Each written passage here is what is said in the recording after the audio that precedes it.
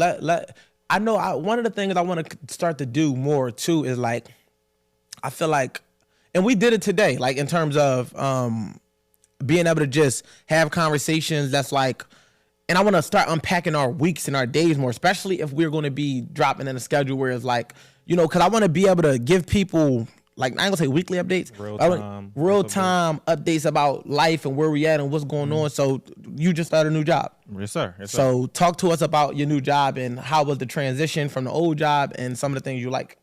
Yeah, so definitely in good spirits, start a new job. And like I said before as well, when I'm trying to get a new job, I'm trying to get a new job. And my last job, when I got there, I was planning on staying for a while. I'm usually the one that bounce around, and if it ain't the right fit, the right distance, the right bread, or I may take some bread. So he's not loyal, but go ahead. Absolutely not. Not to these plantations at all. But so it may be like, oh no, this bread is cool, but I knew day one that I was trying to leave. Like, oh, this bread cool, but I'm trying to get more. So, yeah. But the last job I took, it was actually everything was pretty much good. But then they went through administration, infrastructure change, and I was like, like, when Jordan on the Bulls, you trying to get rid of Phils, like, kind of got to bounce out of there type shit. So I was just looking though. And I also told, a few episodes ago, my current mind state was like, no, I need to make a certain number so my girl was able to work part-time if she chooses to do whatever. Because like women always want to complain, but if you can complain just less, then that's the goal. I think every man will be wise to strive for whatever 100%. You can do to get her to complain less, whatever. So I need to hit a new number.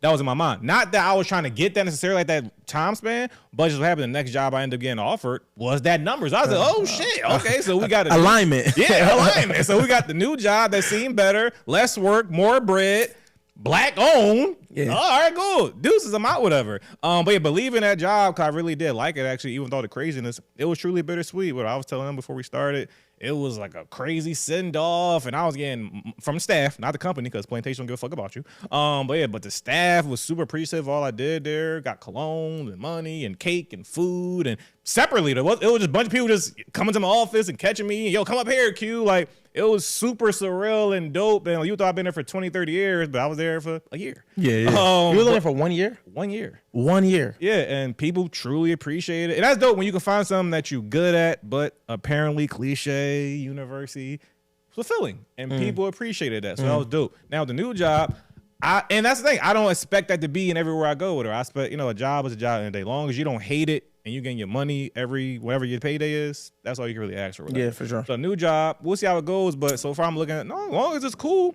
I'm fine with it. So far, the first week went smooth. The other shoe dropped. We start getting some skeletons out the closet. Start seeing like, all right, cool, like something has got to go. Everybody can't go with us. Yeah. So that's what they was letting me know this past Friday, where it's like, yeah, Q, such and such, she actually a pill head. Yeah, she on drugs. We gotta get rid of her. I was like, all righty then. I thought she liked me. So you're saying she liked me because she high? Like, okay, cool. So I gotta get rid of her. Another guy, he be kind of snapping out too much. He the black guy that any white dude say anything slightly to him, he gotta go 10, so he might gotta go. Start talking about his ancestors. Yeah, like where it all started. It's cool because if you ever been in administrative spaces, whatever, everybody knows like for the most part, if you're a black man, you're gonna be the token because it's gonna be a bunch of black women possibly, or just white people. So just a straight black man, it's rare in administrative spaces, office spaces, whatever, because niggas can't type. Yeah.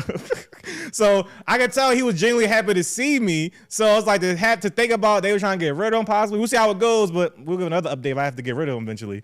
But I hope not. Oh, so you in a predicament where you don't even know if they really fuck with you. You just because of your title, you kind of like you don't know if they trying to basically just chits up as like being teachers' pets. No. I could tell it ain't that from that level. No, I'm saying in general, like that could be a possibility. Absolutely. Though. Okay, yeah, I'm not speaking to them. Yeah, I'm absolutely. Saying, like, I definitely dealt that where people are either like intimidated by me, yeah, or they kissing up in certain ways, and they also don't know that I'm just not that guy. Where it's like I don't give a fuck about.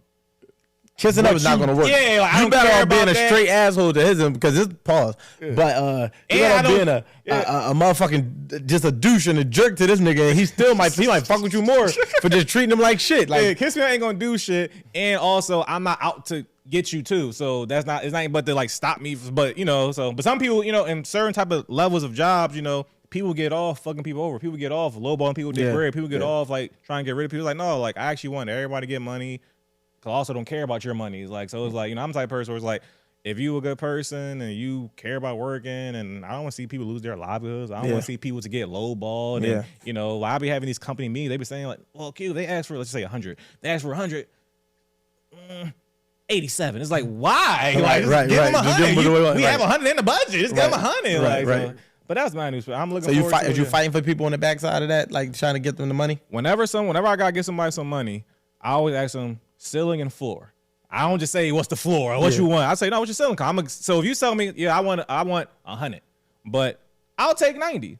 I'm gonna go in there and say they want 100. Yeah. And I know I got 90 back my mom, but I'm gonna try to get your ceiling in the first place, whatever. That's just how type of nigga I am, whatever. I'm not gonna say, yeah, she want 90. We'll get it for 90, yo. This and that. Try to get her 89. Yeah, that's what people be doing, whatever. So no, if you want 100, I'm gonna go get that 100 for you. If I can't, I know at least you'll take 90. So hopefully we fall with 95 though. That's how anytime I'm trying to get some money conversations and agreements and shit like that. No, that makes sense. For me, How you been this past week or something? I've been cool. I've been good. So leading up to this moment, I was restructuring my company. Now I remember a couple episodes ago I said I was going to transition and name it to the TWHS Spoken, but I actually tabled that because I had a realization where I'm like, why do I keep starting companies and stopping them and then starting over essentially, so I was like, all right, no, not doing that. I'm gonna let the Wolf Has Spoken exist because that's like a personal company, personal brand type of thing, where it's like my book sales and my speaking engagements, that'll go through that business. But first step marketing, we have serviced thousands and thousands and thousands of people. We have helped hundreds of people make money. We have mentored thousands of people. We've done internships. We've done so much. For me to just wipe that history out for nothing, like literally just because I didn't feel like doing it or something. So I got on here and I said that. So I'm retracting, switching the name. We still first step marketing. We still operating as that. So I started to build out a new structure within my company and to gain new leads and as well as in help more people, as well as in both sides of it, helping people make money as well as in helping people with the services that we render, right? And in doing so, I was able to, and I've been thinking more of a larger scale because I went to Atlanta not too long ago and I got to be around some good people with great mindsets, but it wasn't that, it was like these all profound conversations and some of it was that, but a lot of it was just kicking it at that level, just chilling and just seeing how people operate at that level. And it made me realize it was really no different than what we do here at, in this range and where we at, but it's just a little bit better, a little bit more. And it's like just paying attention and getting to see how, 10 figure, 9 figure, maybe I'm wrong, maybe 7, 8 figure, not 10, 7, 8 figure people operate was like, yo, you know what? Like, that's what I aspire to, where I aspire to go. So it changed my perspective and my approach. So in doing so, when I came back after already starting to restructure my company, it just made me think about 10X in it. And then in doing that, I started to land bigger, partnerships essentially. So I did just land a new partnership with a new business venture. I haven't actually went public about it yet, but congrats. Appreciate it, but it's like we working out the bells and whistles and the kinks with that and just making sure that come about. But this is like where I'm going to prop and position myself, where it's like I'm still doing first step marketing, but it's more like a merger of what we offer in a more partnership role versus me taking individual clients, because I'm beyond the point of one-to-one. I'm beyond the point of just like, okay, you pay me $5K a month per client I get. So if I got to get 5 clients to make 25 and I'm overwhelmed and I'm working this amount of hours, it's like, nah, I really could just partner with a company and turn them up, 10X them. And in doing so, I want this. And that's been my new approach to things. That's been my new model. And I feel like going out there under these circumstances versus when I used to live out there was way different and way better because I was around the right people. And then not even only that, just connecting with them on the Zooms and the calls and, the accountability check-ins. It's like all of the things that I want at the level I'm trying to get to, they showed me what it looked like. And now it's like I have a newfound vision for what I'm trying to go after. And it's all going to be, it's going to be you're going to see it play out because that's what I'm on. And the last thing I'll say about outside of that, just my week, I just felt like because I'm actually working in this new field, I'm a student again, so I feel like I'm in training, right? And I feel like in doing so, there's a lot of trial, a lot of error, it's excitement, but at the same time, it's overwhelming. I haven't quite found my rhythm and my flow. And, it's in my, one of the things I'm trying to do within building this company, I don't want to put it on a record because then you might lose your job, but we definitely we got a position for you over here. We definitely got a role for you. So, hopefully your CEO don't watch this because she might think I'm poaching. For sure. You know what I'm saying? Yeah, and that's up there. And also, I would like to tie those two thoughts together. I think what we have in common, even though we have different paths or different approaches to our paths, is the idea of like just back to the alignment thing, but also just being intentional with whatever you do. Because I feel like it's never too late. You're never too old to like do something new. Not just do something new, but like just restructure your path or restructure your focus. Yeah. Like I said, course correct. Course. Yeah, I like that. It's a good title. So like, because again, nothing you said, you didn't like do anything new person. You know, you got a new venture, but it's still just like, no, like you went to Atlanta, got like a new perspective, new idea, and you came back like, no, I'm about to like course correct what I already been doing and start way 210x or whatever. Same shit, just do it a little differently to maybe reach higher or whatever. And same in my regard, like, you know, I've said before, same in my regard, and I've said it before, where I had to do a major course correcting what I was doing to kind of get more from my time and my value. Yeah. I also understood my time and value more or whatever. 100%. So no, that's right there though.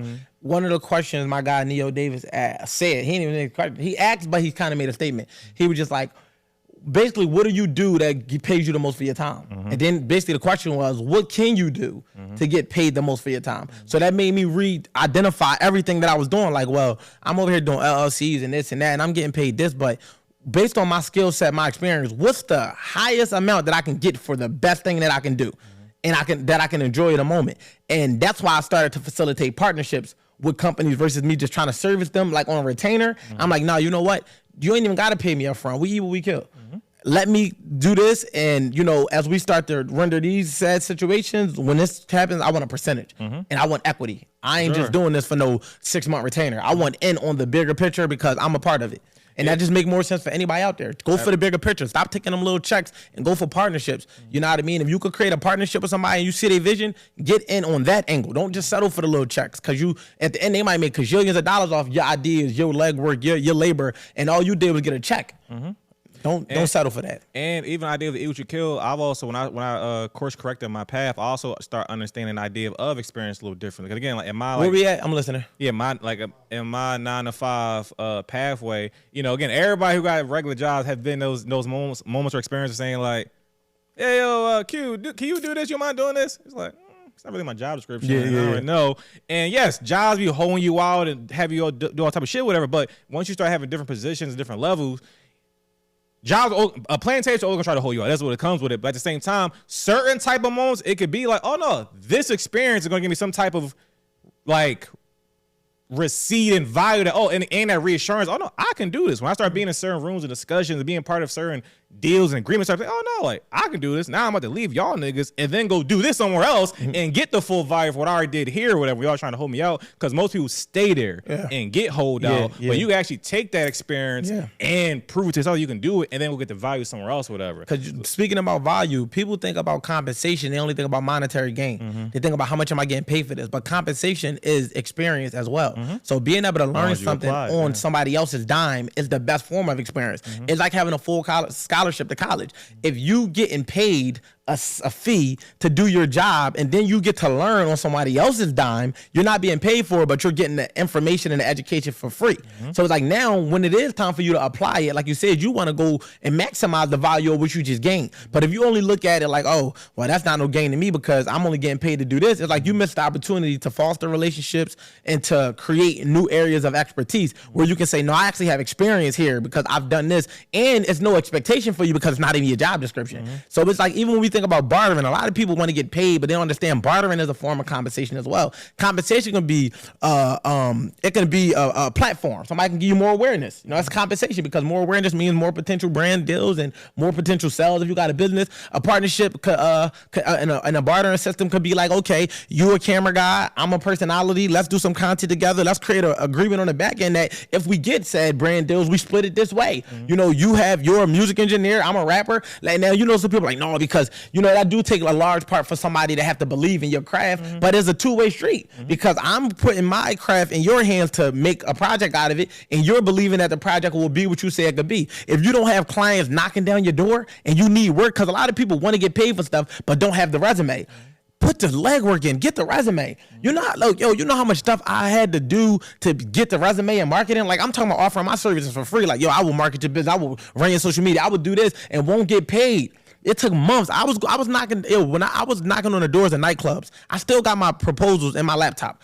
With a proposal, look, man, let me get a day in here to promote. Let me show you that I can do marketing. Let me see what this could be. And then it went from me trying to do that for free to me getting like, all right, what's the slowest day y'all have in here? Tuesdays. All right, let me get Tuesdays. Let me show you that we can generate the most revenue on a Tuesday. Down to me working up to be able to manage a nightclub for it was a short-lived time because they ended up transferring ownership like 3 months later. But the fact of the matter is, I went from having to knock on doors to try to get free promoting for free to getting 1 day a week to actually taking that and being able to, I know what I'm doing on the whole back end of this whole entire situation based off me putting in the legwork and building up the resume for free. So it's like, if you don't have the resume and you know you good, find somebody who you feel like is good, who has potential, and don't invest in them for them, invest in them for you. At the end of the day, you could be a cameraman and you could shoot 3 free videos and they could be the artist's best videos and you're still going to benefit from that.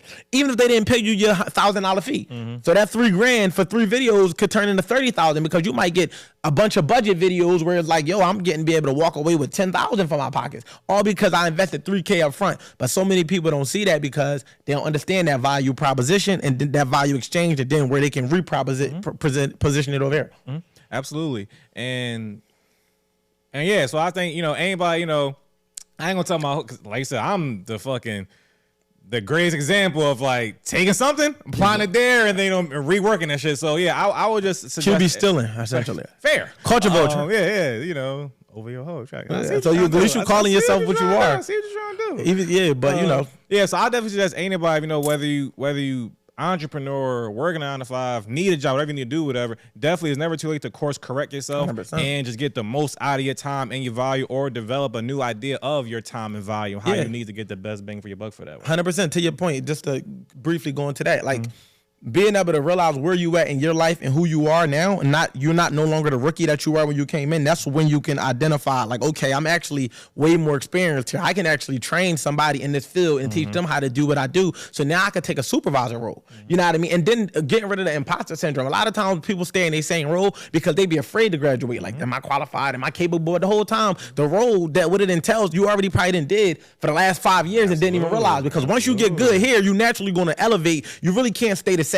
You're just going to get better and better. You're going to refine your approach, course correct to the point where it's so easy to get at a second nature. Like, you start to do things that once required thought in a second nature manner where, like, you have to think about it. That's when you know you have ascended past where you at in that regard.